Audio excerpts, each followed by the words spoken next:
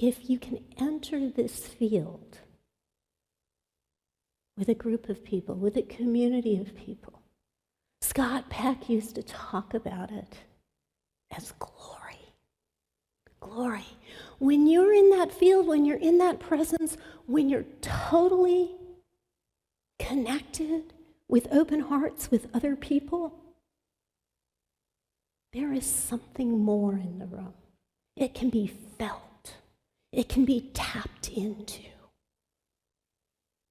It is a presence that is more than the sum of the parts. And it is always inviting us to open.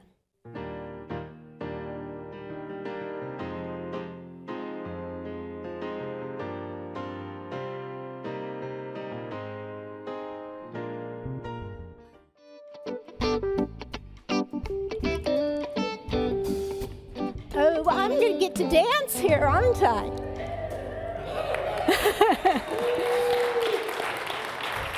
Oh, thank you guys so much.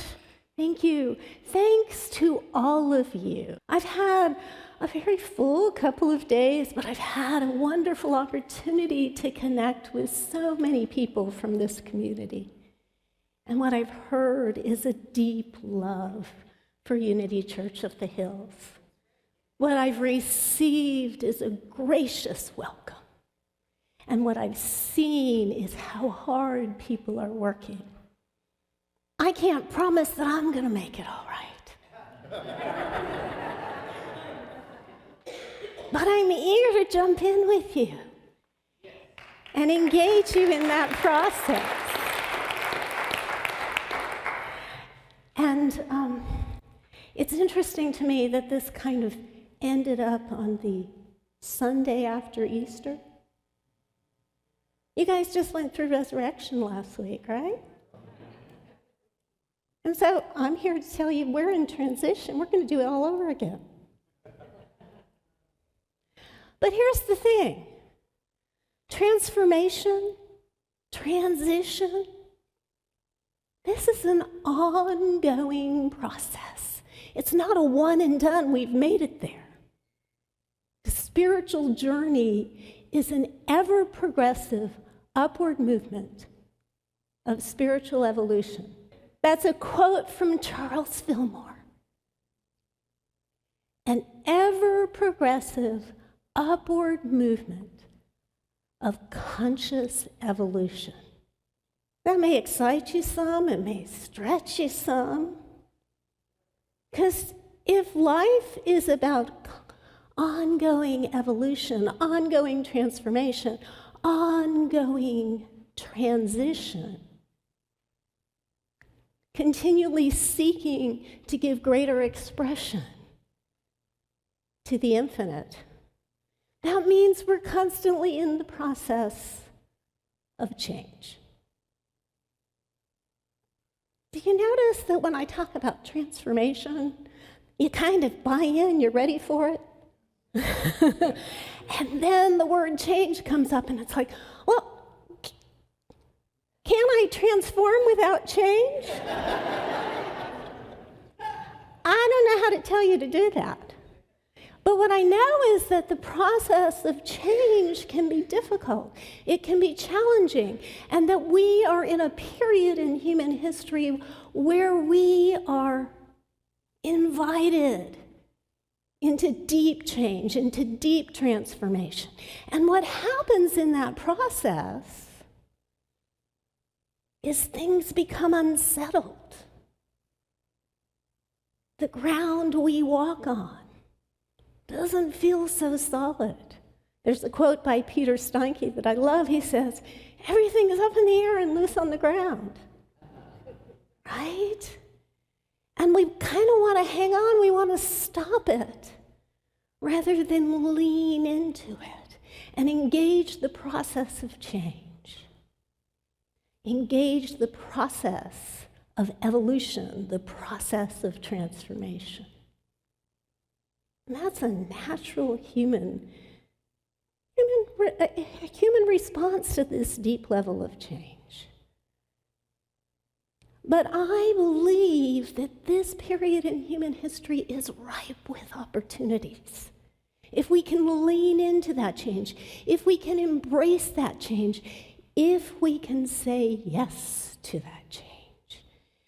And there's an ancient metaphor for change and transformation, which is the butterfly.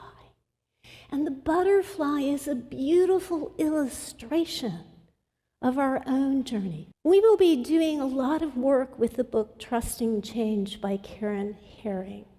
It's a beautifully written book, and she grounds the idea of change in this ancient metaphor with beautiful prose and poetry and lots of opportunity to journal and lean into exercises that help us embrace this change. There are a couple of copies in the bookstore. But she begins her book with these words. You know the story. Learned it as a child. Maybe even watched it up close. But listen again as I tell it again from the inside. It begins so quietly you cannot hear it, and so small you can barely see it. Each monarch egg attached to the underside of a milkweed leaf is the size of a small white period. But that's misleading. This is not a sentence that has ended. Each of those periods marks a possible beginning. We know the story, don't we? We all know what happens in the story. That small white egg, each and every one of them, turns into this little larva that voraciously eats everything around it. A caterpillar that continually, several times, sheds its skin until it turns upside down on a leaf and forms a chrysalis. And inside that chrysalis is where the juice is, literally where the juice is.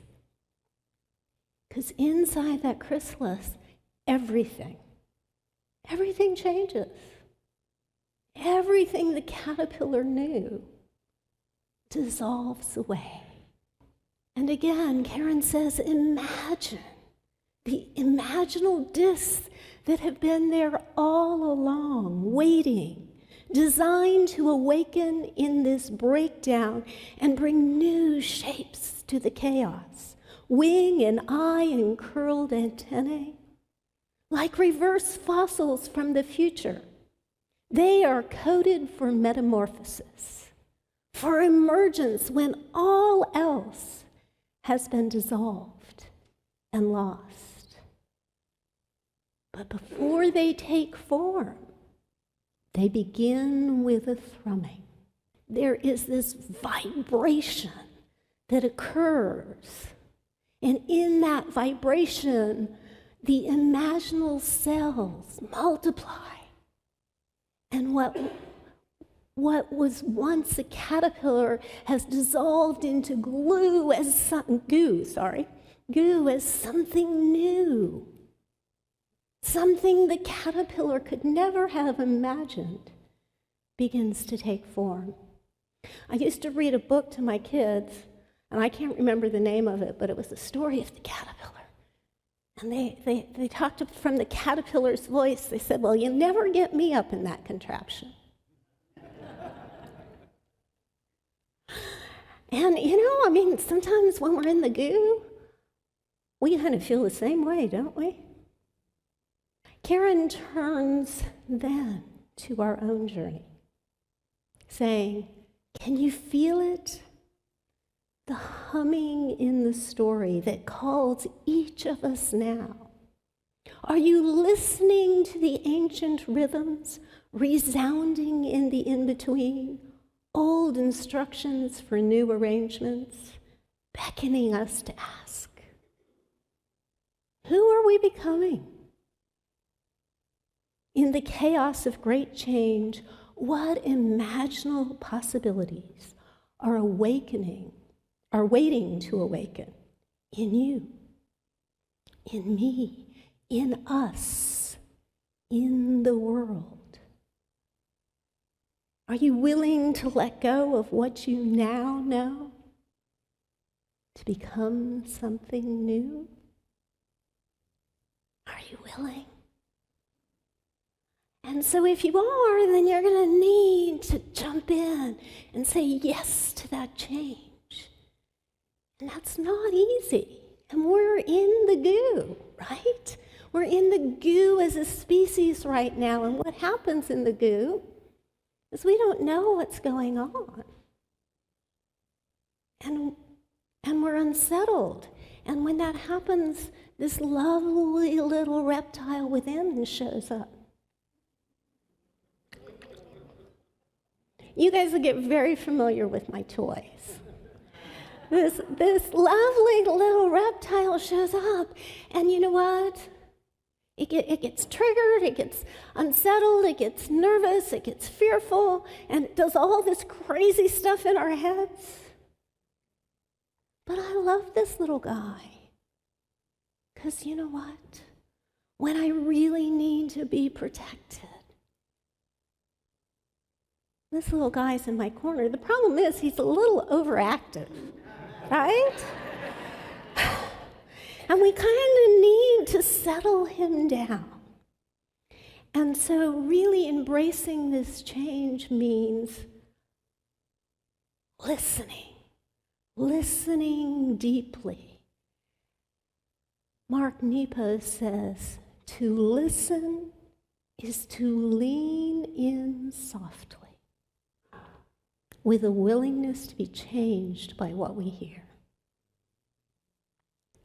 To lean in softly, gently, with great compassion for our journey and the unsettled energy that we're feeling. But to lean in gently and say yes to change.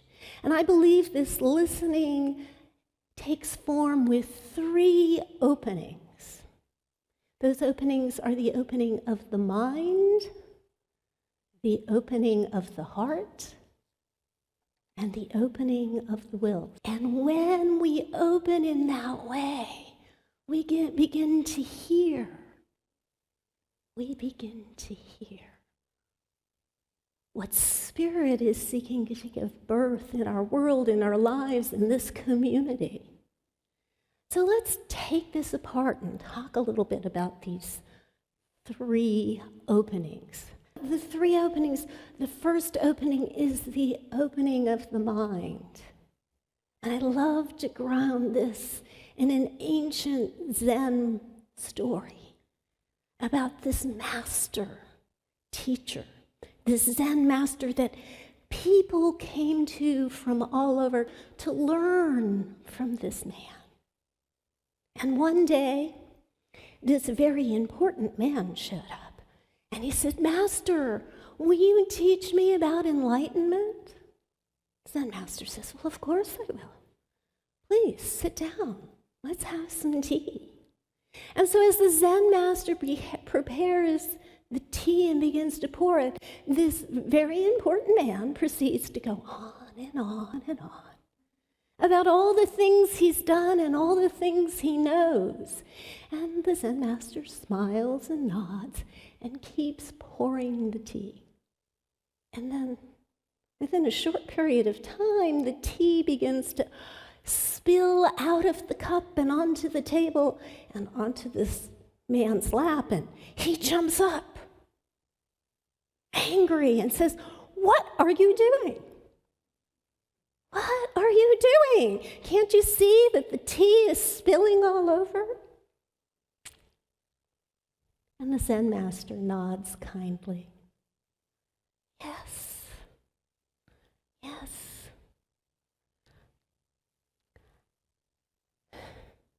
You're kind of like the cup. You're so full that there is no room to learn and to grow.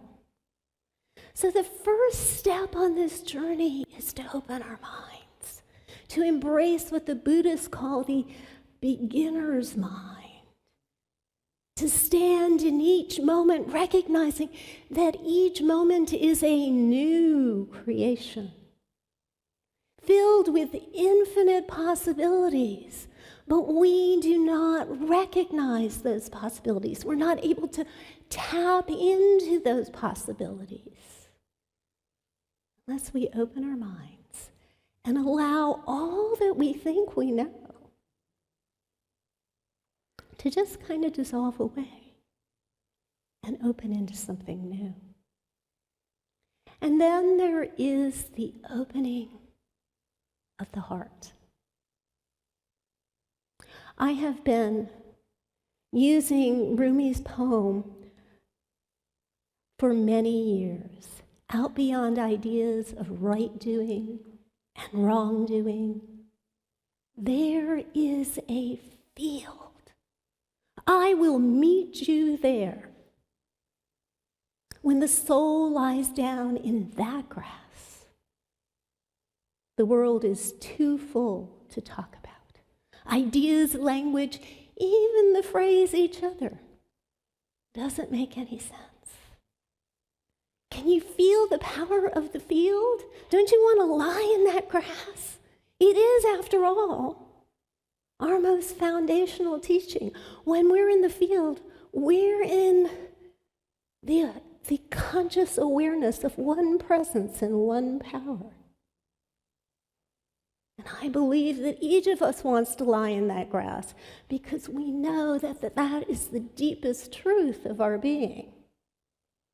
And, well, wanting to be there and entering the field are two different things. It's not necessarily so easy to get there, is it? Because that little critter can easily get in our way.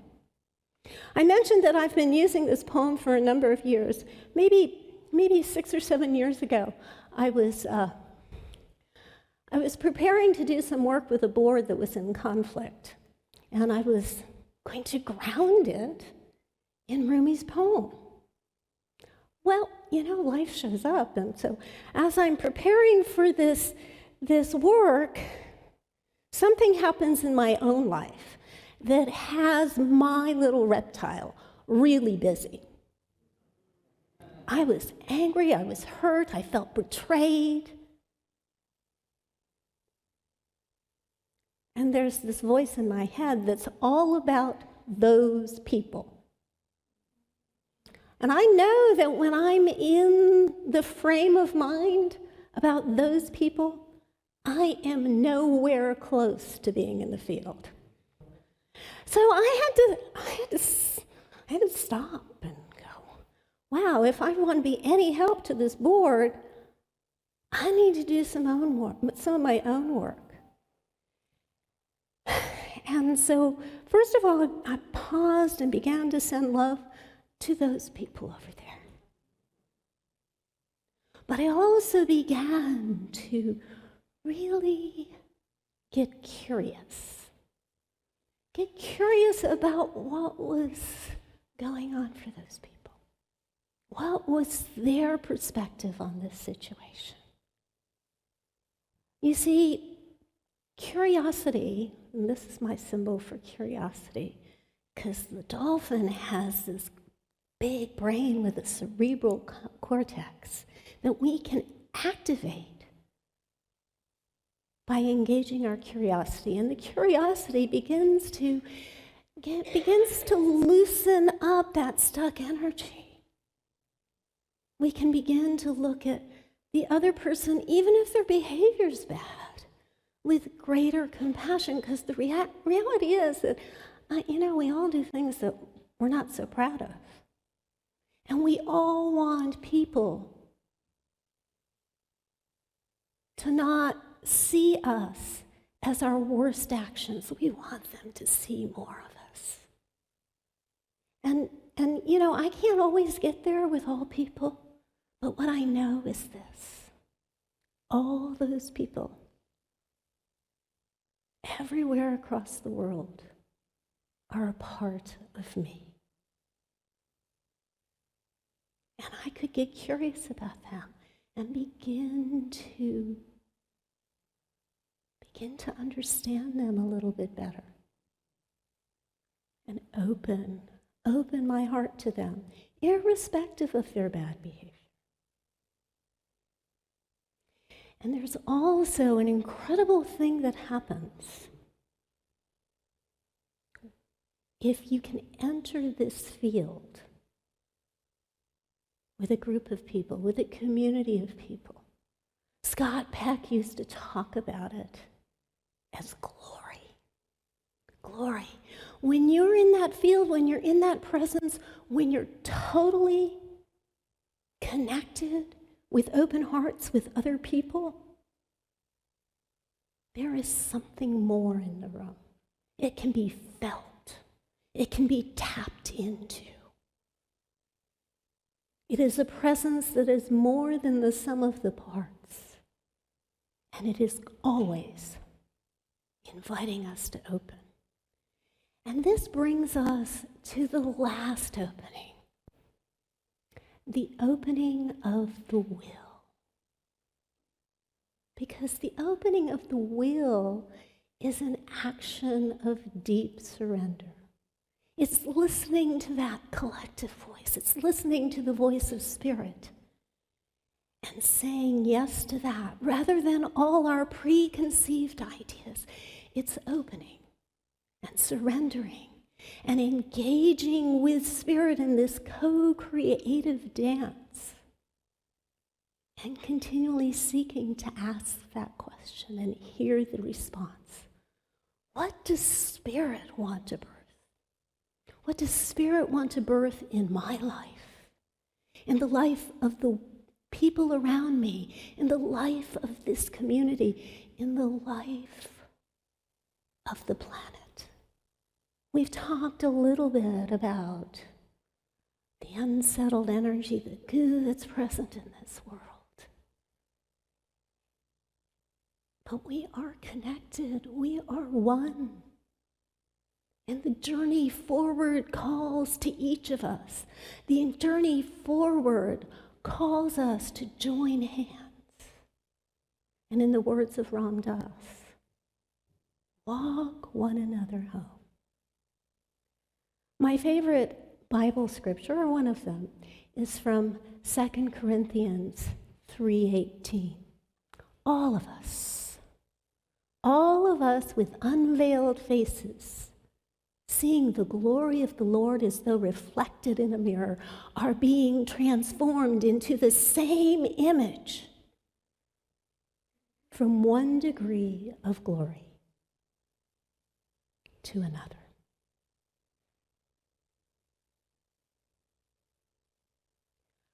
This moment in human history that is so rife with tumultuous activity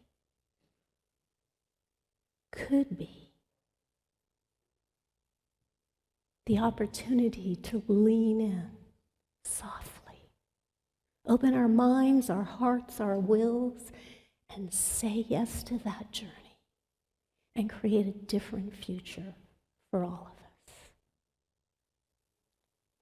So I invite you to open your minds, your hearts, and your wills and listen to Spirit. God bless. Can we get another round of applause for Reverend Cynthia Vermillion-Foster? Thank you for being here. We're excited that you're here. All right, so I read this offering poem once before, so just indulge me and pretend like you've never heard it before. We've come to the offering portion of service. The process is simple, no need to be nervous. Give electronically, the methods are many. We take dollar bills, quarters, dimes, even pennies. Venmo, PayPal, money order, check. You can go old school or even high tech. As ushers come forth with their cute little baskets, give what you feel in your heart as they pass it. Your gifts are received with much appreciation. Now please join me in reciting the offering affirmation. Divine love, through me, blesses and multiplies all that I am, all that I have, all that I circulate, and I am grateful. Thank you.